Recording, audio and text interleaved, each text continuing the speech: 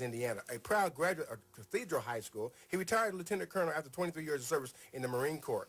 The mayor's in the studio, and y'all don't know, y'all really don't know how honored we are. I mean, this man is extremely busy.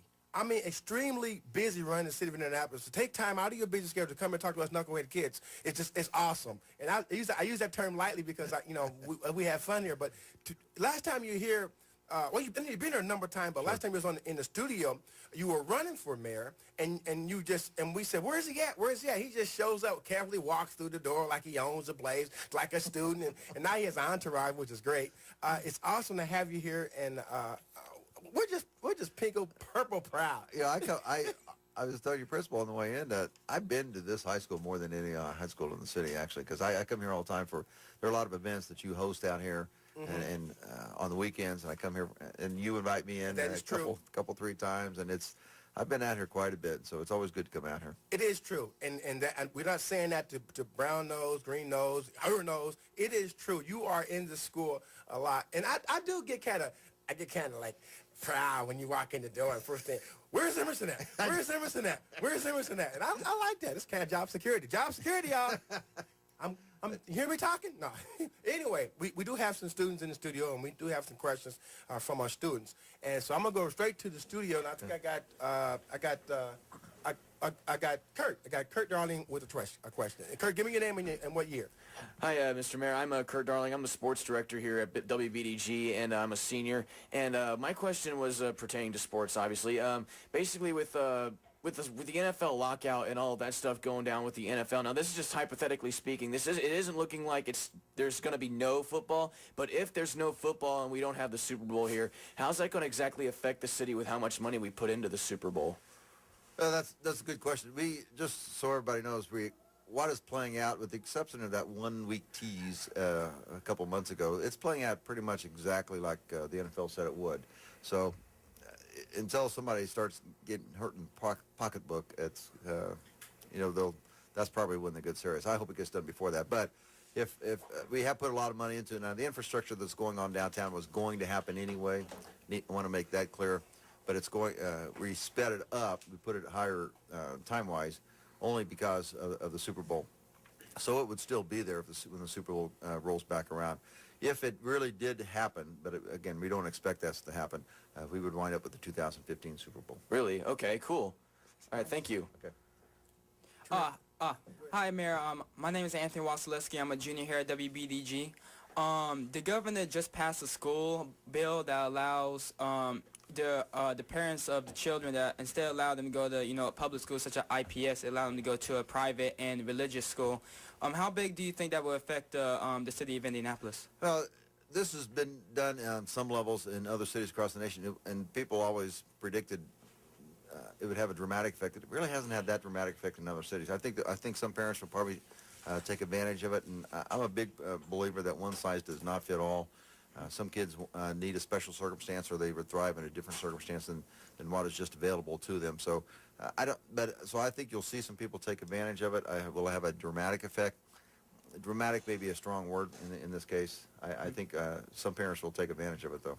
All right, thank you.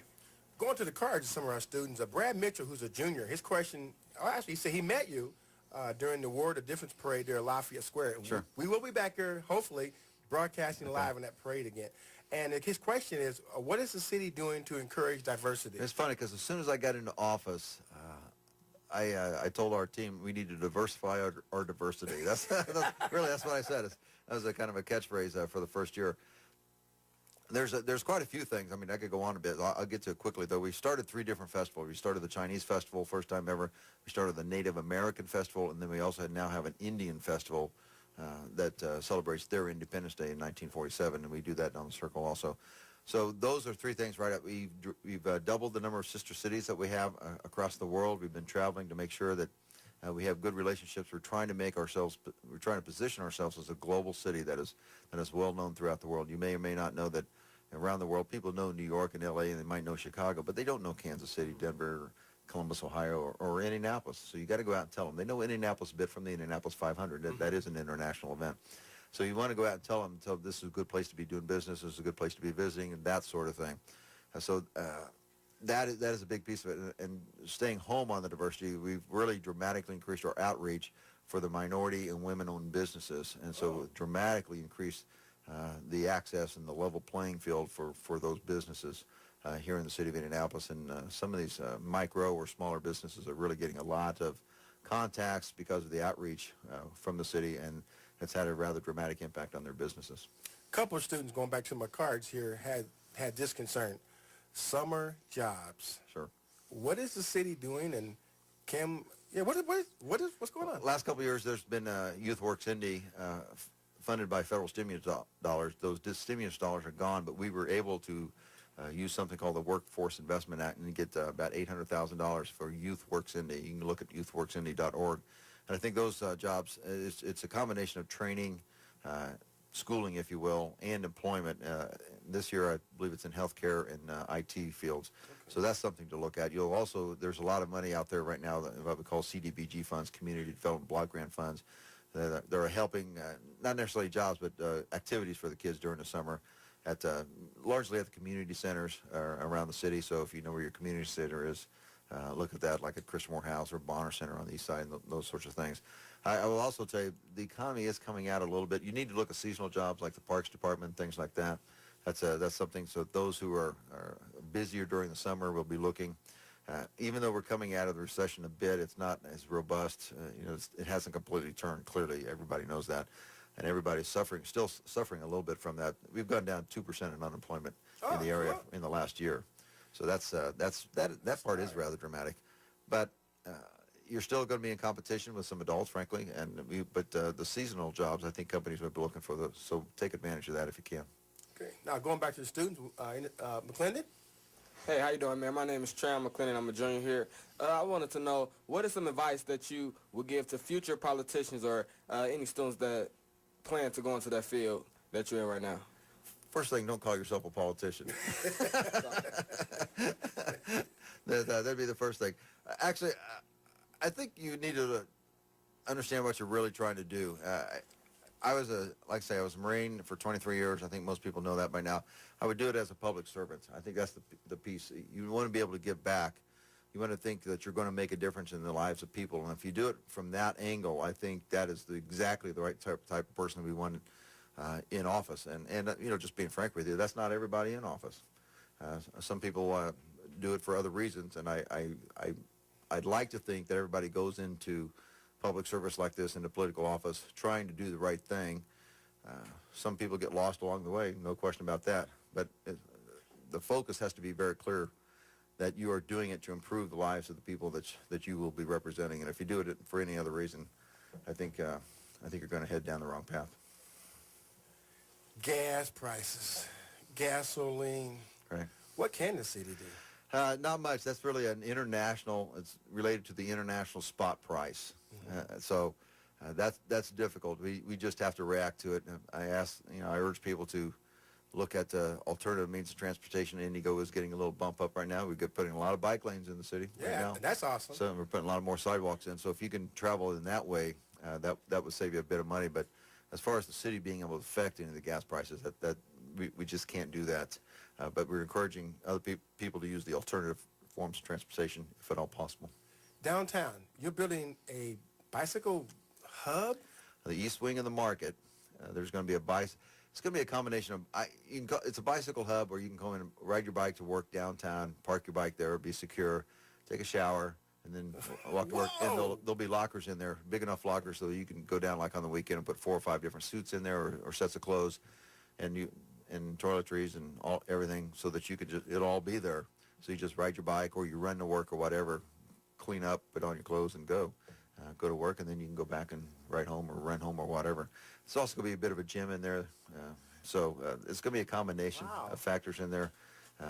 There'll be a BGI should be in there. The Bicycle Garage Indy should have a small shop in there. So it's going to be neat. It's very unique for this city. Very unique for the city. Some other cities, there's like 4 or 5 other cities across the nation that have something like that, but it's really going to upgrade our biking profile around the nation. I like that. And back to the students, who we got there? Hi, my name is Bria Goss. Bria, how are you? I'm fine. How are you? All right. You had a good year. Thank you. My question to you is, I'm going to college next year, and I want to know what your advice to me would be. Well, I would tell you to just like I already said to the students on the bus, study everything you possibly can. I went down to IU to be a doctor. All right. Okay. And I wind up with an economics degree.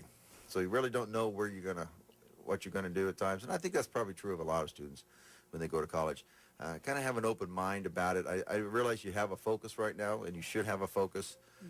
But you know, if you wind up playing in the WNBA or around the world, that's going to end. Right. That's going to end. So, and you're going to have a base of knowledge and a set of values that you're going to need later on after that. And so that's the piece I really want you to get. I want everybody to understand that you must know who you are, what your values are, have a servant's heart, if you will, Okay. and study as much as you possibly can in as many areas as you can, because afterwards you don't know whether you're going to be in business, you don't know whether you're going to be teaching, you don't know whether you're going to go into public service, you just don't know where you're going to wind up. You think you might know that, and you'll head toward that. But you know, when I was your age, I certainly never dreamed of being the mayor of Indianapolis. Right. But you look at what are the possibilities, and you have to be open to the possibilities and have enough a wide enough base of knowledge to be able to take advantage of it. Thank you. Okay. Well, honestly, when you talk about not thinking that you would be the mayor, when you ran for mayor, Well, some people didn't think so. I did, though. I'm a Marine. You should know that, man. Marines don't go into nothing. We too can't go into the end in mind. You know, we all have the end in mind. But I remember when you did, because that Friday you were here, when you were running for mayor, it was kind of cool too, because the polls came out, showed that you was head of Bart at that time. Then Channel 13 was here because this was the first place you go to try to get the story. It was kind of cool for radio too. It was good. That was kind of cool. Got a couple minutes left, and got a couple of opinion type questions from the students, and these are some pretty deep ones. Mr. Ballard, Mayor Ballard, do you think the SB 590, Senate Bill 590, will get passed? And do you think this law is racial profiling? No, it did get passed, and the governor, I don't know if he signed it yet or not, but he will sign it. But the part that even could be construed as racial profiling, I'm not sure it would have been, but the piece that people were really worried about, a lot of people, including me, went to work over there. Okay. I did it a lot of under the radar.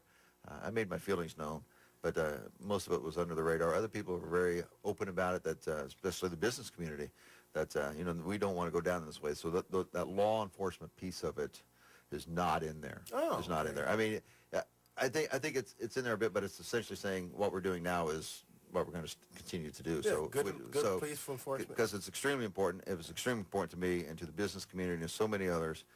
I've been working so hard. We talked about diversity before. I've been working so hard to make this a welcoming, open city, and we can't do anything to go back on that. Just can't do that. Sounds good. I got another student in studio. Who I got? Oh, no, I don't. She's just there. Okay. Well, you're close to the microphone, so who are you? Another question for the mayor, and we about running out of here. About 2 minutes left. We'll be out of here. Okay. Security saying, get him out of here. You got to go. Well, Is that cameraman out there with that trophy? I'll be here yet for the trophy? Good. Well, I'm checking the hallway, doing live stuff at the same time. One final question. Osama bin Laden. What's your thoughts? Well, honestly, that's a good tactical victory, to be honest with you. But we need to understand that, you have to look at all the factors that have led up to all of this. And I know most of the students probably don't remember this, and I'm not sure how much they've studied, but so much of this goes back to the 1970s. And you look at all the factors that have come together to lead us into the situation that we are now. And sometimes I worry that, we don't have the political will to do the right thing in the past, and then we pay for it later on in the future. So, I mean, it was a gutsy call. I hope our students understand that our military right